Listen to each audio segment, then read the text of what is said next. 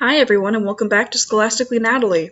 We're here back again with the great H.P. Lovecraft and the Great Tales of Horror, which, in case you haven't noticed, I'm a little bit in love with. So, this is not the correct PowerPoint. Oh, that's embarrassing. Let's see. Why was that out of order?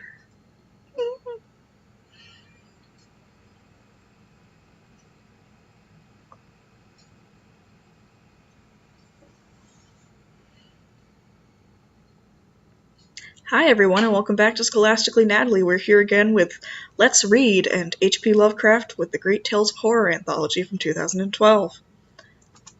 So, we're still with the Call of Cthulhu, and this time we're gonna start with Part 2, The Tale of Inspector Legrasse. So, the older matters which had made the sculptor's dream and bas-relief so significant to my uncle formed the subject of the second half of his long manuscript. Once before, it appears, Professor Angell had seen the hellish outlines of the nameless monstrosity puzzled over the unknown hieroglyphics, and heard the ominous syllables which can be rendered only as Cthulhu, and all this in so stirring and horrible a connection that it is small wonder he pursued young Wilcox with queries and demands for data. The earlier experience had come in 1908, 17 years before, when the American Archaeological Society held its annual meeting in St. Louis. Professor Angell, as befitted one of his authority and attainments, had had a prominent part in all the deliberations, and was one of the first to be approached by the several outsiders who took advantage of the convocation to offer questions for correct answering and problems for expert solution. The chief of these outsiders, and in a short time the focus of interest for the entire meeting, was a commonplace-looking middle-aged man who had traveled all the way from New Orleans for certain special information unobtainable from any local source. His name was John Raymond Legrasse, and he was by profession an inspector of police. With him he bore the subject of his visit, a grotesque, repulsive, and apparently very ancient stone statuette, whose origin he was at a loss to determine. It must not be fancied that Inspector Legrasse had the least interest in archaeology. On the contrary, his wish for enlightenment was prompted by purely professional considerations. The statuette, idol, fetish, or whatever it was, had been captured some months before in the wooded swamps south of New Orleans during a raid on a supposed voodoo meeting, and so singular and hideous were the rites connected with it that the police could not but realize that they had stumbled on a dark cult totally unknown to them and infinitely more diabolic than even the blackest of the African voodoo circles. Of its origin, apart from the erratic and unbelievable tales extorted from the captured members, absolutely nothing was to be discovered, hence the anxiety of the police for any antiquarian lore which might help them to place the frightful symbol, and through it track down the cult to its fountainhead. So we're going to pause here and, of course, comment upon the more social aspects of the time that H.P. Lovecraft was written in. I know that last video in this series, I had mentioned that I didn't often see H.P. Lovecraft, using slurs, but he did subscribe to the rather commonplace practice of, blaming other races for anything that's bad, or, oh no, something went wrong, it's witchery. So we see that here with African voodoo circles, which are part of worshipping Cthulhu, because white people definitely never did that. That was a joke. I'd just like to say that in case you don't realize that I have extremely dark and grim humor.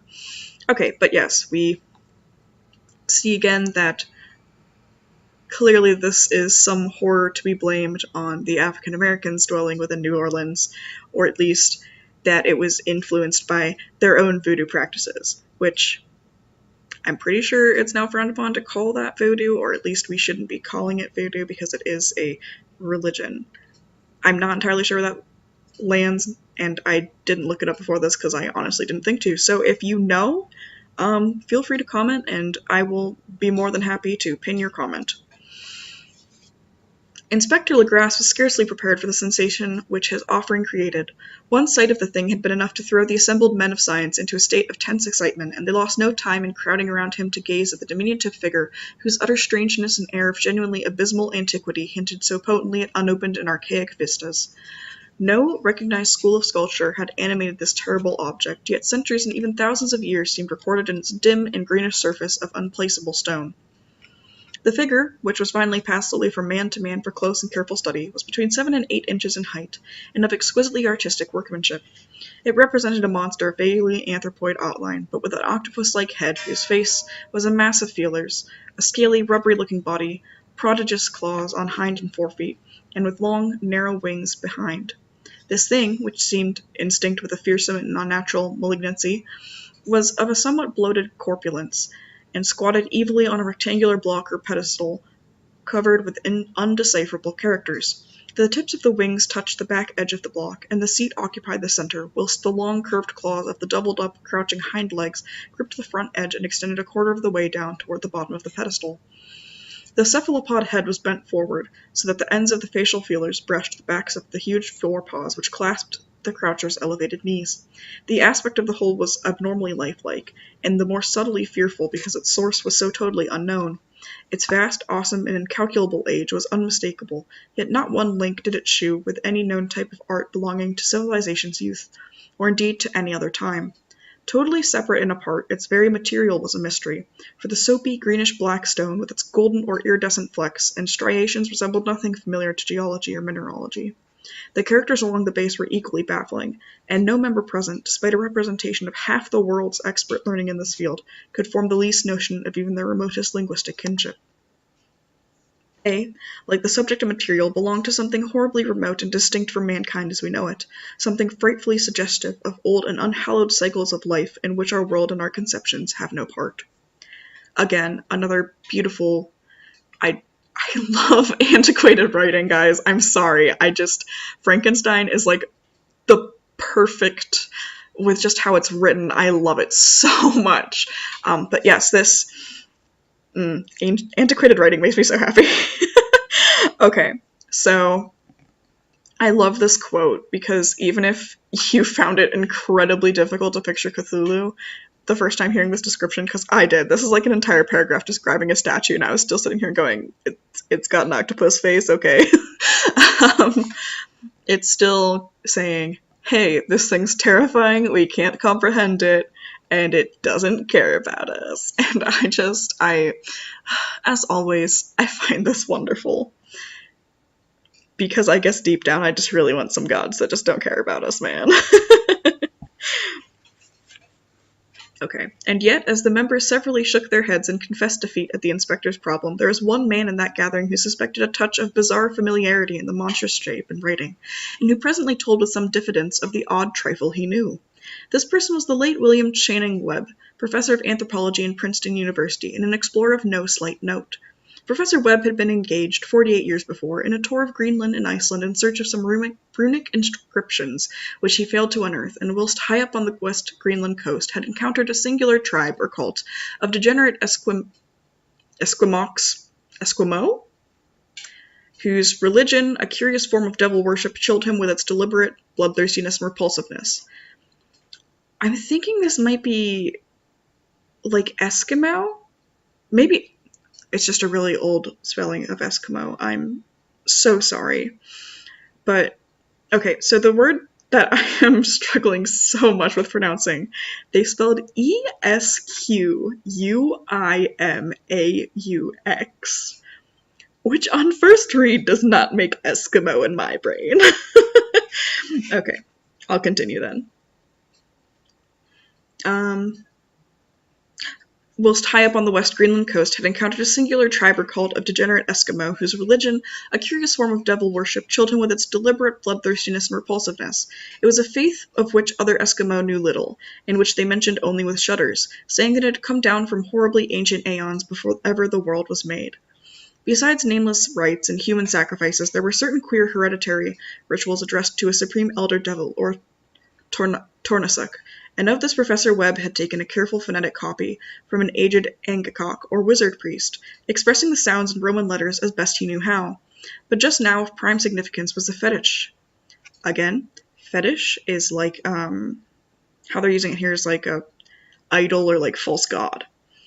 Or when it's associated with like voodoo, it's something upon which you cast spells, but I think since they're implying that it was worshipped, it's more of just like an idol. which this cult had cherished and around which they danced when the aurora leapt high over the ice cliffs. It was, the professor stated, a very crude bas-relief of stone, comprising a hideous picture and some cryptic writing. And so far as he could tell, it was a rough parallel in all essential figures of the bestial thing now lying before the meeting. So again, I'm going to point out, this is some sort of savage tribe that's foreign to the Europeans, that obviously would become degenerates to worship some sort of great octopus-headed beast from the cosmos. The Europeans would never do something so simple or so foolish. This data, received with suspense and astonishment by the assembled members, proved doubly exciting to Inspector Legras, and he began at once to ply his informant with questions. Having noted and copied an oral ritual among the swamp cult worshippers his men had arrested, he besought the professor to remember as best he might the syllables taken down amongst the diabolist Eskimo. There then followed an exhaustive comparison of details, and a moment of really odd silence when both detective and scientist agreed on the virtual identity of the phrase common to two hellish rituals so many worlds of distance apart.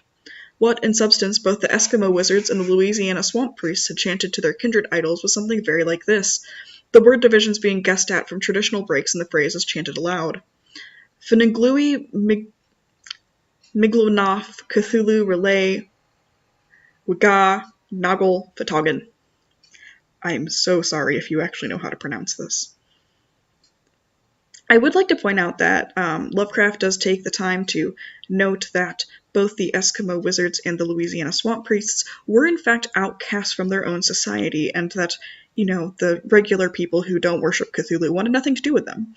So I do like that rather than blame the entire subculture for being savage tribalistic idiots, we instead only have a select portion of that subculture for being savage tribalistic idiots. But again, they're still not the Europeans, because the Europeans are not so silly. Okay, I'll continue. Legras had one point in advance of Professor Webb, for several among his mongrel prisoners had repeated to him what older celebrants had told him the words meant. This text, as given, ran something like this: In his house at Rillier. Maybe that's how you say that. Dead Cthulhu waits dreaming. And now, in response to a general and urgent demand, Inspector Legras related as fully as possible his experience with the swamp worshippers, telling a story to which I could see my uncle attach profound significance. It savored of the wildest dreams of myth-maker and theosophist, and disclosed an astonishing degree of cosmic imagination among such half-castes and pariahs as might be least expected to possess it. So, I feel like this is kind of like a sort of parallel to... Again, I'm sorry, I have, next to no recollection of, religion in the Bible, but I'm pretty sure at one point either Jesus or God told somebody that, and the lessest and the least among you will know me, or something like that. I'm sorry. And at this point, by calling them half-castes and pariahs, he's saying, hey, look, the people that you deem the lowest and, the least worthy know of this ancient force. Again, it's in a much less, positive light than God going, hey, I'm gonna like these people who you think suck, and more of the giant Cthulhu going, people don't care what you're doing, come, worship me and let me kill humanity. So again, a little bit of a different connotation there. On November 1st, 1907, there had come to the New Orleans police a frantic summons from the swamp and lagoon country to the south. The squatters there, mostly primitive but good-natured descendants of Lafitte's men, were in the grip of stark terror from an unknown thing which had stolen upon them in the night. It was voodoo, apparently, but voodoo of a more terrible sort than they had ever known, and some of their women and children had disappeared since the malevolent tom-tom had begun its incessant beating far within the black haunted woods where no dweller ventured. By the way, a tom-tom is a type of drum. There were insane shouts and harrowing screams, soul-chilling chants and dancing devil flames, and, the frightened messenger added, the people could stand it no more. So a body of 20 police, filling 2 carriages and an automobile, had set out in the late afternoon with the shivering squatter as a guide. At the end of the passable road they alighted, and for miles splashed on in silence through the terrible cypress woods where day never came. Ugly roots and malignant or malignant? Please tell me. Hanging nooses of Spanish moss beset them, and now and then a pile of dank stones or fragment of a rotting wall intensified by its hint of morbid habitation, a depression which every malformed tree and every fungus islet combined to create.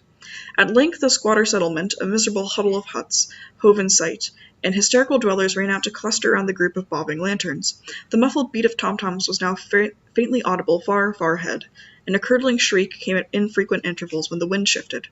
A reddish glare, too, seemed to filter through the pale undergrowth beyond endless avenues of forest night. Reluctant even to be left alone again, each of the cowed squatters refused point-blank to advance another inch towards the scene of unholy worship.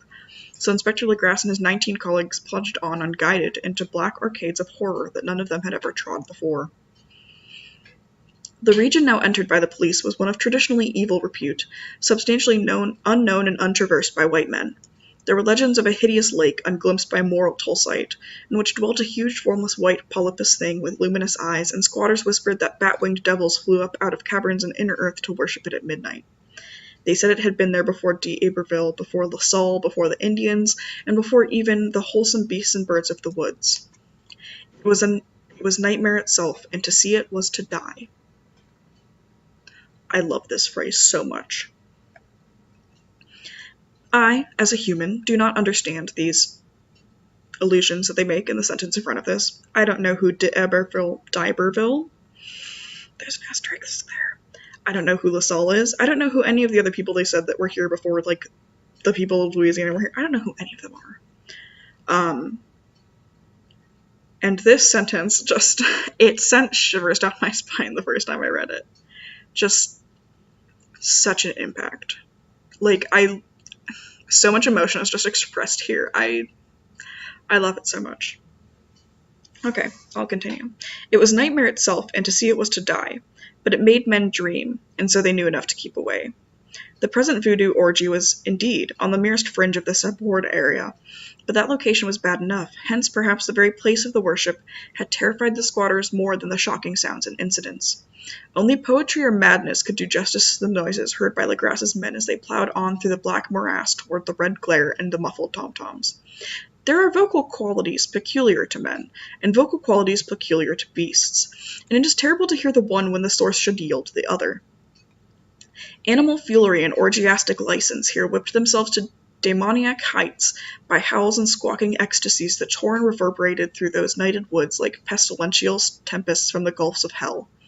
Now and then the less organized ululation would cease, and from what seemed a well-drilled chorus of hoarse voices would rise and sing-song chant that hideous phrase or ritual. Fnuglui, Miglnoff, Cthulhu, Relay, Wiga, Nagel, Fatogan. By the way, an ululation is like what traditional media supposes that Indians would use. It's that call. I'm not going to demonstrate it, but it's, when you, like, shriek extendedly and then put your hand over your mouth and smack it. Wow, that sounds awful. But it's that. Then the men, having reached a spot where the trees were thinner, came suddenly in sight of the spectacle itself. 4 of them reeled, 1 fainted, and 2 were shaken into a frantic cry which the mad cacophony of the orgy fortunately deadened. Legrasse dashed swamp water on the face of the fainting man, and all stood trembling and nearly hypnotized with horror. In a natural glade of the swamp stood a grassy island of perhaps an acre's extent, clear of trees and tolerably dry. On this now leaped and twisted a more indescribable horde of human abnormality than any but a Syme or an Angarola could paint. I don't know who those 2 are. Void of clothing, this hybrid spawn were braying, bellowing, and writhing about a monstrous ring-shaped bonfire, in the center of which, revealed by occasional rifts in the curtain of flame, stood a great granite monolith some 8 feet in height, on top of which, incongruous with its diminutiveness,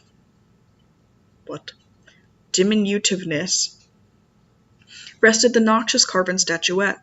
From a wide circle of 10 scaffolds set up at regular intervals with the flame-girt monolith as a center hung, head downward, the oddly marred bodies of the helpless squatters who had disappeared. It was inside this circle that the ring of worshippers jumped and roared, the general direction of the mass motion being from left to right, an endless bacchanal between the ring of bodies and the ring of fire. It may have been only imagination, and it may have been only echoes, which induced one of the men, an excitable Spaniard, to fancy he heard antiphonal responses to the ritual from some far and unilluminated spot deeper than the wood of ancient legendary and horror. If you found that sentence far too big wordy in itself. Basically a dude he thought he heard something responding to it from deeper within the woods. This man, Joseph D. Galvez, I later met and questioned, and he proved distractingly imaginative. He indeed went so far as to hint of the faint beating of great wings, and a glimpse of shining eyes and a mountainous white bulk beyond the remotest trees. But I suppose he had been hearing too much native superstition. Actually, the horrified pause of the men was comparatively brief duration. Duty came first, and although there must have been nearly 100 mongrel celebrants in the throng, the police relied on their firearms and plunged determinedly into the nauseous rout. For 5 minutes the resultant din and chaos were beyond description. Wild blows were struck, shots were fired, and escapes were made. But in the end Legrasse was able to count some 47 sullen prisoners, whom he forced to dress in haste and fall into line between 2 rows of policemen. 5 of the worshippers lay dead, and 2 severely wounded ones were carried away on improvised stretchers by their fellow prisoners. The image on the monolith, of course, was carefully removed and carried back by Legrasse. Examined at headquarters after a trip of intense strain and weariness, the prisoners all proved to be men of very low, mixed-blooded, and mentally aberrant type. Most were seamen, and a sprinkling of African Americans and a rude word that means 1/16th African American. Well, not necessarily 1/16th, because that is a different phrase, but it's people who are of partial African American descent who are generally white passing. Largely West Indians or Brava Portuguese from the Cape Verde Islands gave a coloring of voodooism to the heterogeneous cult. Heterogeneous means they're not alike. But before many questions were asked, it became manifest that something far deeper and older than African American fetishism was involved. Yes, fetishism, I should say. Typically, fetishism is a term only reserved for voodoo. It's generally not brought into any wider light. It's still an idol. Degraded and ignorant as they were, the creatures held with surprising consistency to the central idea of their loathsome faith. They worshipped, so they said, the great old ones who lived ages before there were any men, and who came to the young world out of the sky. Those old ones were gone now, inside the earth and under the sea, but their dead bodies had told their secrets and dreams to the first men, who formed a cult which had never died. This was that cult, and the prisoners said it had always existed and always would exist, hidden in distant wastes and dark places all over the world, until the time when the great priest Cthulhu from his dark house in the mighty city of Relay under the waters should rise and bring the earth again beneath his sway. Some day he would call when the stars were ready, and the secret cult would always be waiting to liberate him. Oh, just reading that made shivers go up my arms. I really like that they emphasize that the people who are going to be getting these calls are those who are generally already rejected from society, because they say that it's people who are hidden in distant wastes and dark places that will get this call from Cthulhu. And honestly, I think it almost speaks to like the nature of humanity, that people who are thrown to the very edges of society and who are kind of just rejected or outcast, whether it be by their own voluntary doing or just by the mishandling of society itself, that are either preyed upon by dark forces or become absorbed in dark forces to kind of just wreak havoc on the society that rejected them, or to die quietly in service to it. Meanwhile, no more must be told. There is a secret which even torture could not extract. Mankind was not absolutely alone among the conscious things of earth, for shapes came out of the dark to visit the faithful few. But these were not the great old ones. No man had ever seen the old ones. The carven idol was great Cthulhu, but none may say whether or not the others were precisely like him. No one could read the old writing now, but things were told by word of mouth. The chanted ritual was not the secret. That was never spoken aloud, only whispered. The chant meant only this: in his house at Relay, dead Cthulhu waits dreaming. Again, if you're a giant D&D nerd, you know that warlocks have the choice to have a patron from the great old ones. Yeah, this is the inspiration for that. Hi. Only 2 of the prisoners were found sane enough to be hanged, and the rest were committed to various institutions.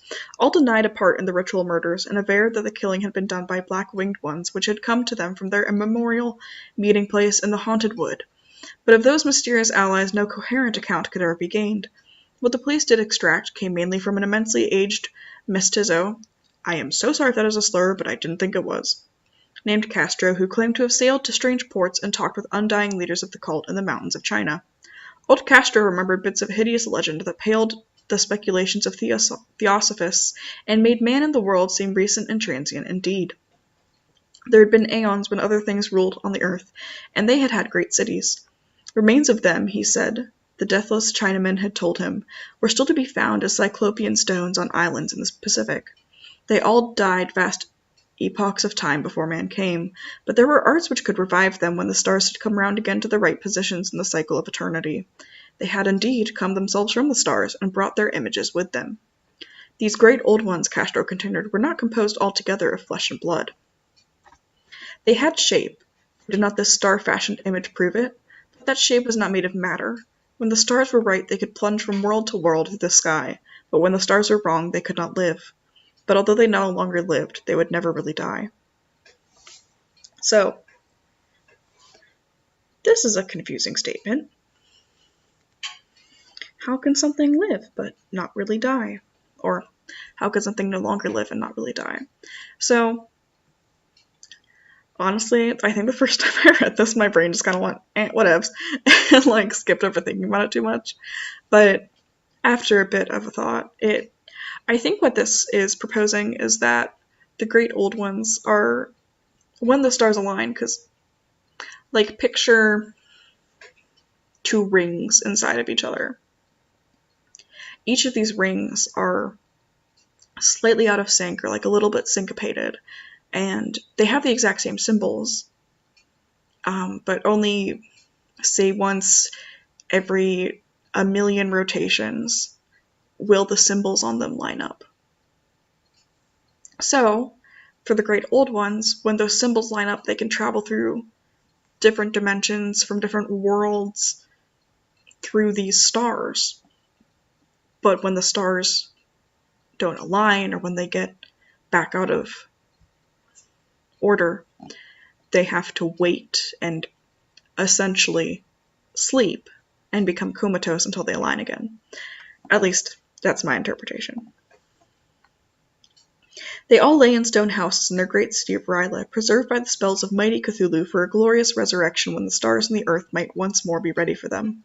But at that time some force from outside must serve to liberate their bodies.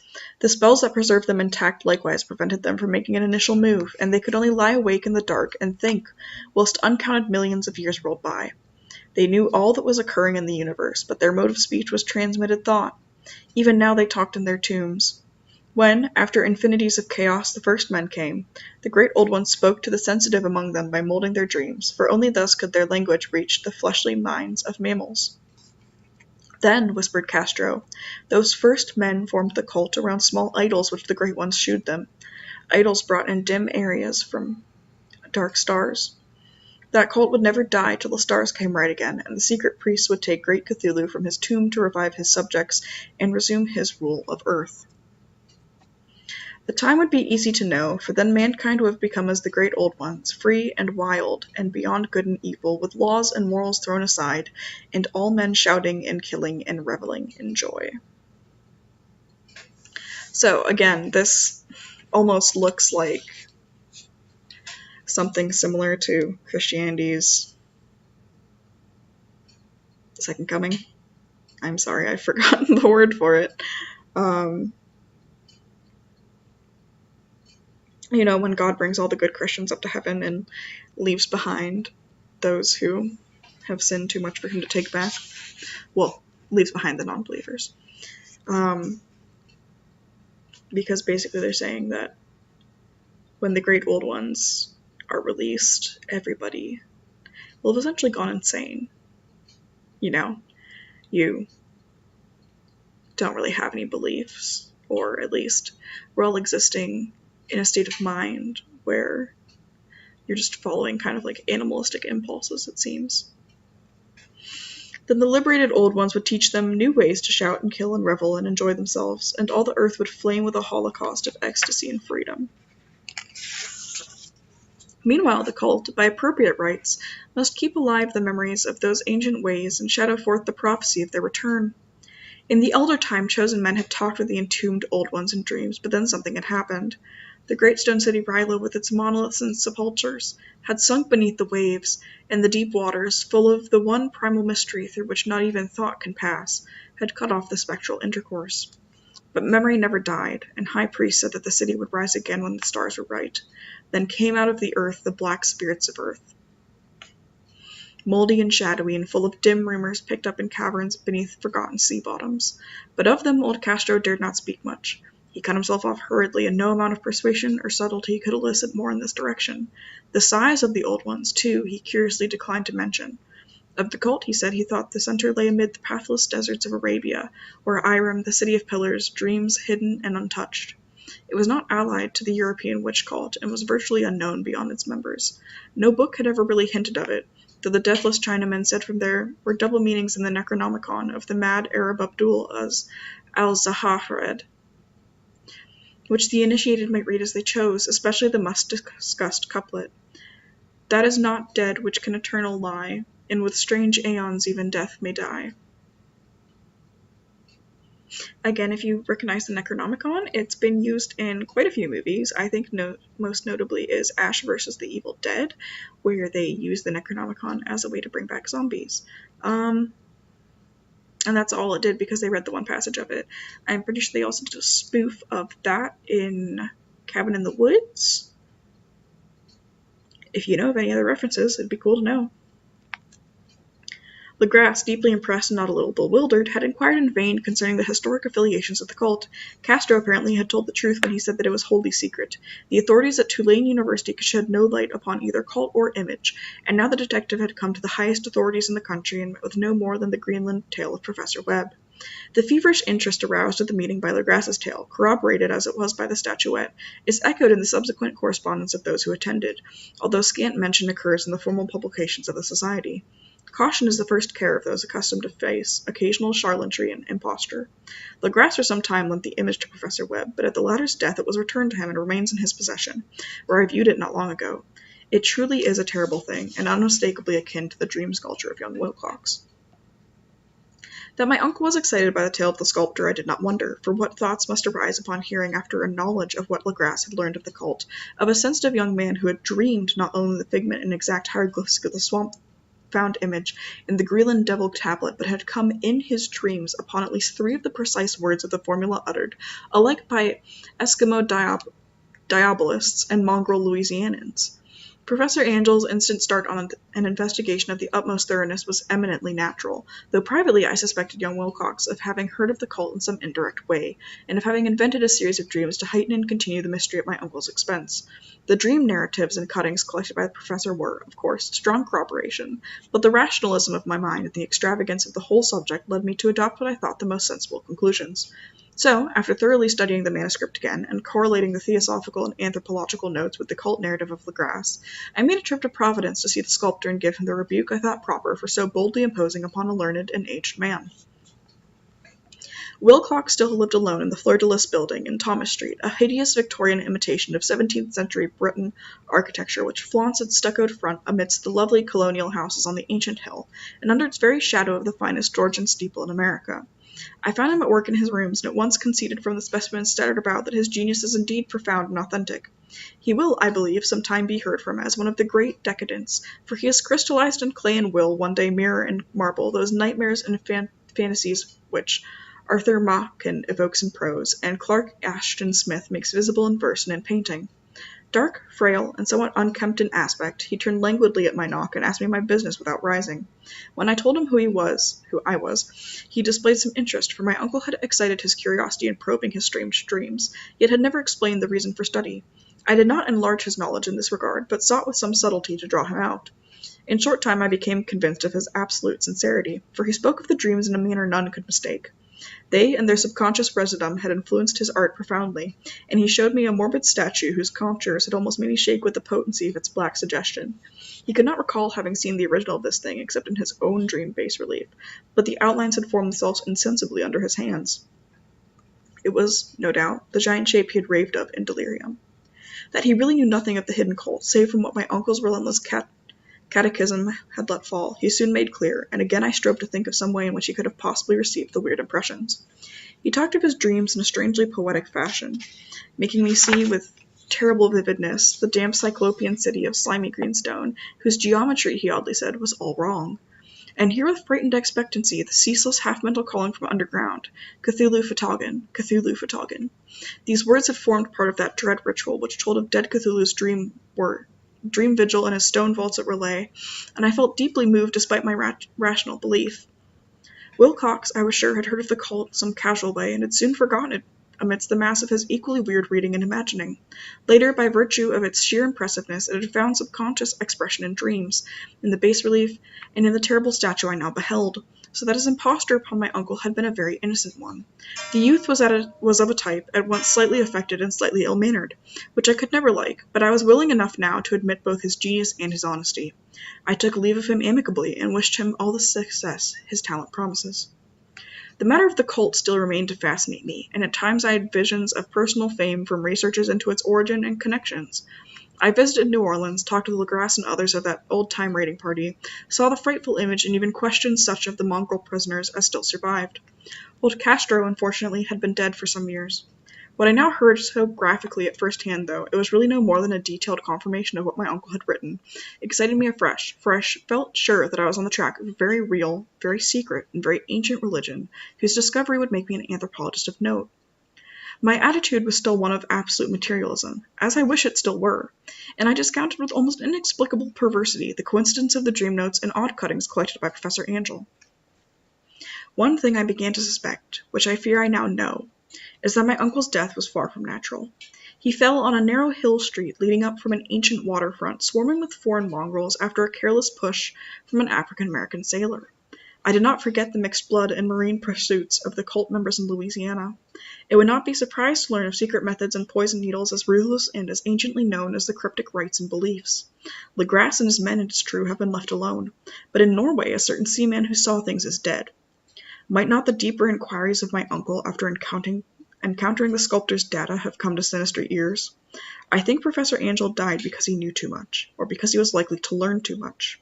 Whether I shall go as he did remains to be seen, for I have learned much now. And that is the end of part 2. I'm not going to start on part 3, because I feel like my throat is going to murder me. Again, Lovecraft is a beautiful man. Like, the way this chapter ends is just so good. Because that entire paragraph of just, I'm pretty sure my uncle is murdered, here's how I'm connecting it, and I'm pretty sure I'm next. Like, that just leaves you just chills. I am just covered in goosebumps right now. Even though I've already read this and I already know what's going to happen. Like, it's so well done. I do love this, like, continuation of earlier when he was like, oh yeah, like, my uncle died because this African-American man bumped into him and he fell over and he was old, so he died. And I like that, like, by the end of this part, it's already so much more sinister than that. It's the two cult places had African Americans in it, and they had marine people in it, and, well, that man bumped into an African American sailor, and now he's dead. And it's just like, yeah, that is a pretty good connection. I don't know. As always, I love Lovecraft. Hello. Hopefully you enjoyed part 2. Again, it's a pretty slow start, but Lovecraft is just so talented at giving you creeping dread. And it's not like that whole, like, oh no, there's just something that might be here. It's just this oppressive feeling that something is coming. Like, I don't know how to describe it. It's just such an impactful feeling, and I really, really enjoy it. Anyways, there we go. We're at part 2 of Let's Read. Next up will be the third and final section of the Call of Cthulhu, at least. If we still are enjoying this series, we will move on to the Color Out of Space, which takes a bit of a different talking point than the Call of Cthulhu. I found the selection of where it goes in this anthology a bit strange, mostly because there are, of course, other Cthulhu and Great Old Ones inspired stories, whereas the Color Out of Space is much less Cthulhu inspired. But anyways, I hope you are looking forward to the end of the Call of Cthulhu. Please let me know if you are. I know I'm excited for it. And anyways, this is Scholastically Natalie, out.